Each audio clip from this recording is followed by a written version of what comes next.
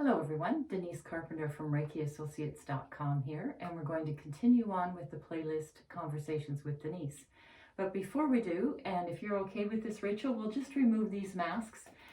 Rachel and I, neither one of us have COVID, and we're more than 6 feet apart, and so I think we're pretty safe with each other. So welcome to Conversations with Denise, and we were talking a little bit earlier about the newest addition to your family, and you just light up when you talk about him. So I have a 11-week-old Malamute puppy. He's a Malamute mix. Super cute, loves to be around me. But again, that can become problematic when I start going to work and stuff. Well, I am working currently, so when I have to go to work, he has to be crated because he's a puppy. I don't want him making accidents everywhere. Exactly, yeah. So. A friend of mine, when she got her new puppy, she had this is not funny, so I should not laugh, but she had a baby grand in her living room, and he chewed a leg of it. Oh dear. I know, so like all kinds of things came out of that. So your business is Endless Potential. So you do dog training, obedience, and today we're going to talk about how to move your pet. So I guess it would be the same for cats as dogs, or pretty much any pet that's been around you, or you've been around them 24 hours, or they've had access to you 24/7, really. And how to move from that paradigm to one where you're away for 8 hours a day, maybe not every day, but it's going to move back to every day as we go back to full-time office work or full-time out of the house work anyway, whatever that may be. So how do you help people, because it's the people we work with, right? Yeah. How do you help them move into that space of helping their companion, their dog, be comfortable with that? So there's a few ways to go about making your dog comfortable at home without you. So like, depending if your dog's crated or not. So if your dog is crated, you want to make sure the crate is like a safe place for them. They feel okay being in there, so that when you do leave, they feel comfortable and not confined, right? Because a lot of people see the crate as like a jail cell, pretty much. I'm just going to say, if it's been a disciplinary tact, then you wouldn't you wouldn't use that then. Yeah. So if you so you can always, like, you can use a crate, you can use a room if you prefer, so you can put your dog in a room, or you can just, if your dog is fine being left out, you can leave him out. If your dog is one of the dogs that is destructive when you're gone, that depending if your dog's just destructive or it's because you're gone. Yeah. So if it's because you're gone, then you can work on things like mixing up your leaving cues. So so things like grabbing your keys are really big triggers for dogs. Putting on your shoes, putting on a jacket, anything like that is really triggering for them. They'll be like, oh my God, you're leaving, and they'll immediately be following you around, right? And like very concerned. Especially if you have a dog that follows you everywhere in the house. Like some people tell me all the time, I can't go to the bathroom without my dog following me. I'm like, okay, that's separation anxiety, because that's pretty crazy that you can't go to the bathroom without your dog coming in the room for like, that's not even a minute long usually, like or 2 minutes, like it's not that long. So practicing, so if your dog is following you to the bathroom, you could try just walking into the bathroom door, going back, sitting down. So you're not actually going to the bathroom and closing the door, you're just walking over there, or walk towards the door you leave out of. Things like that, putting on your shoes, taking off your shoes, coming to sit down, and eventually the more you do those things, the more they see you do it, and they go, oh, she's just putting her shoes to take them off again. Yes. Right? And they go, oh, it's not a big deal. So their anxiety doesn't start to come up. Yeah. Okay. And then it kind of turns into like opening the door, closing the door. Okay. Opening the door, walking out the door, coming back in the door, closing the door. And things like that. You know? And then you can also, to make your dog more comfortable in the crate or just being at home by himself, you can give them a treat, like a Kong, so like a slow kind of feeding treat, so that they have to work for it, and keeps them busy for a while, just during that leaving time, and it makes you leaving rewarding. Oh, right? That's a good idea. Yeah. Yes. So that they look forward to something before you leave. Yeah. They're like, oh, I'm going to get something good. Yeah. Especially right? if it's peanut butter. Yeah, exactly. Yeah. But yeah, it's... Mm-hmm. And can you switch? So I'm a cat person, so I only know my cats, right? So with the dog, if you've used the crate as discipline, can you move it out of that and make it more, this is your safe place when I'm not home, and this is where you're going to be, this is where you're going to go to be safe while I'm away, and as soon as I get home. So how do you do that, make that transition? It will be a slower process of get your treats out or toys or whatever your dog really likes. And so you're going to ask them to go in their crate. When they do, you'll give them a treat. All 4 paws need to be in the crate. All 4 paws, okay. And treat them. And then don't close the door right away. Just let them come out if they want to. That's okay, because you don't want them to feel like they have to stay and they're forced. Yes. Like, imagine someone locking your room and then you're going, let me out! Exactly. You start panicking, right? More. Yeah. So don't make them feel panicked. Like, just let them come out. You'll just get them to go back in the crate. When they do, treat them. So it's just every time they come out, you don't put them back in, but you lure them back in with a treat. So you make it a place of reward. Yes, a positive place of it's Disneyland. You get toys, you get treats, you get all these fun things if you're in your crate. Yes. And would you put a piece of your own clothing in there so it smells like you too? Okay. Yeah, you can do that. So just lots of repetition of putting in the crate, and then once they are willingly staying in the crate, you can jackpot treat. So give them a bunch of treats for staying. Like, oh my God, you're such a good dog. You wanted to stay in your crate. Look at what you get. Yeah. And then do that again. Then once they're starting to stay in your crate, you can start opening and closing the door. It's not that you're closing and locking the door. You're just going to close it. Even if you just wiggle it a bit and then leave it open, good dog. If they stay in the crate. Okay. Because sometimes even just like the sound of the crate moving can trigger the dog and them want to leave. Yeah. So just take it at your dog's pace. So with your puppy, your new puppy. So now, how are you going to set that up for him? Because you're already working full time, and often you're out of the house for a few hours at a time. Yeah. So how will you do that? Yeah, so it's hard. He does have a little bit of a meltdown sometimes, but luckily he does better when Layla's in the room with him, my other dog, who's 10 years old.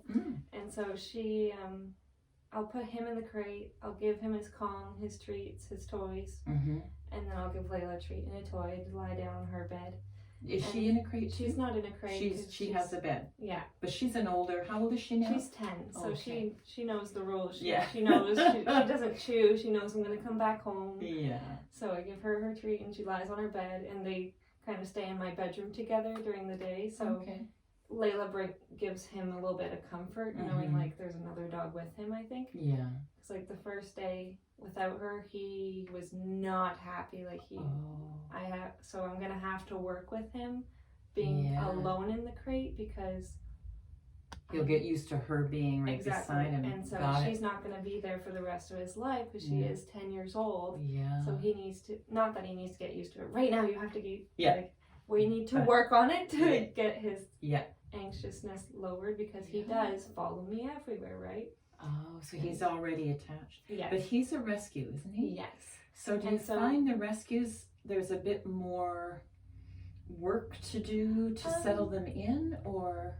Not necessarily, but with this guy, since he's been staying with his brother, before I got him, he was with his brother.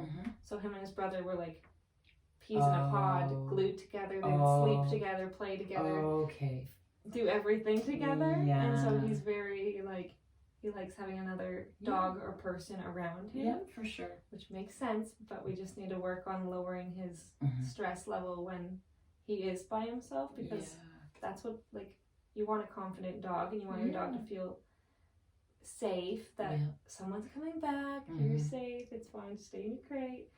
And like, how long have you had him now? A week. Oh yeah. So he went from living like with his brother, beside his brother, attached to his brother, to new home, new dog, older dog, being left on his own, kind of. Yeah. That's a lot of change for a baby. So what would be a reasonable amount of time to move him through? Like, is there an expectation for moving him through so that like in 3 months, you kind of expect him to be... Oh yeah, he should be out of his crate and fine on his own. Okay. Yeah. By 6 months, I usually say he should be out of his crate. I hope. And able to stay in the apartment, but he'd stay in the bedroom then on his own. Is that what you mean by out of his crate? I might leave him out in the apartment. Okay. Because it is just a 1 bedroom, so we just have the kitchen, living room, bathroom. But I'll leave the bathroom door closed and the bedroom probably closed. Yeah, because they like toilets, right? Yeah. I don't want that. And there's like the trash and everything. Of course, That. Yeah. But hopefully by like 6 to 10 months, he'll be out of his crate. Okay. Fingers crossed. Oh, yeah. Because he should be potty trained by 6 months. Okay. And so he won't make any accidents, so then I'll feel a bit more comfortable. I see what you mean. That's the only reason he's not out right now is because of the potty training right now. But and some of the chewing, he doesn't know what he's supposed to chew on and what he's not supposed to chew on. And I guess he's teething. Yeah. Like human babies. Exactly. Like it's the same process, really just sped up a little bit. An extra... Well, no, everybody has 4 potties. I guess we just call them different things. Yeah. So wonderful. So if someone has, so I just kind of saw another door open up here because you've been on a couple of times now. We've talked about training the dog you already have. But I think if you're going to get in line to get a rescue, it would probably be a good idea to talk to you beforehand so you know how to bring the dog, regardless of the age, into your home, how to handle it if it's got, because most rescues have some kind of a history coming with them, how to do that. Puppies have less history, right, because they're so young. Yeah. And it's easy to get them out of those habits, whereas older, it really depends on the dog. Like I've had wonderful older dogs that are so quickly, easily trained, so intelligent.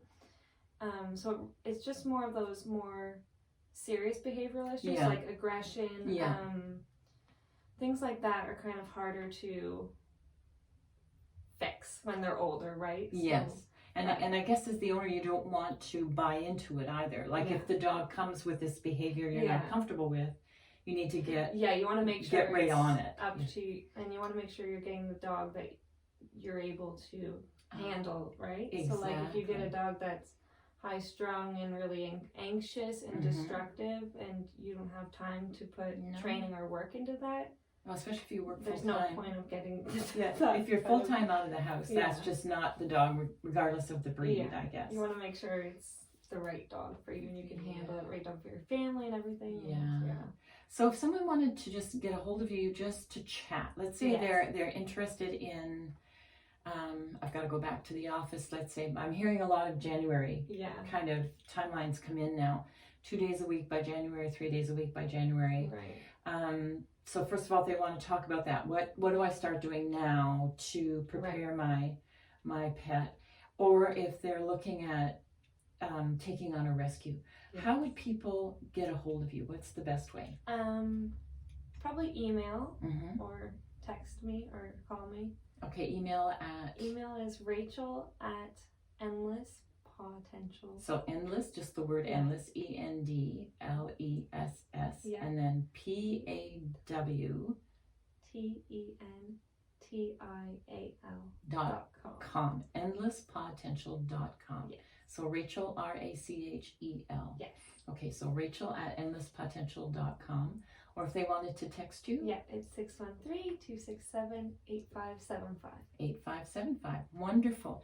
And do you have set hours, Rachel, or do you try to fit your... Yeah, I'm flexible. you fit into someone's schedule or the pet schedule if they're coming with already some issues there you're going to I'm usually off on Sundays, but every other day's fine. Every other day's fine. Wonderful, wonderful. Great. Well, welcome Forrest to this area. I can't wait to meet him in person. I've only seen pictures so far. So cute. Yeah, and good on Layla for just letting this all happen with grace and ease, and she's doing great. That's just amazing. But again, this could be another whole topic. I'm just thinking if you're going to add like someone else to your household, I guess there's a whole different protocol for that. So would you come back, Rachel? Absolutely. And then let's go through how to do that so that it works for the people in your home and the majority of the pets in your home. I would love that. Wonderful. Thanks for coming. Thank you, Rachel. We'll see you next time. Rachel Johnson of Endless Potential. Wonderful. And thank you for joining. If you found this helpful, please like and subscribe to my channel, and we'll see you next time.